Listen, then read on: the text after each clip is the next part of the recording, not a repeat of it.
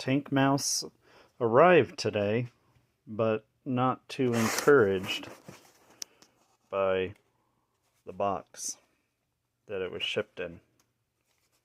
So I already cut it, but haven't opened it, so let's take a look and see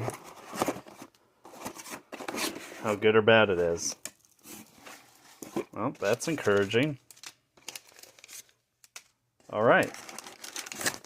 Well, I am quite pleased then.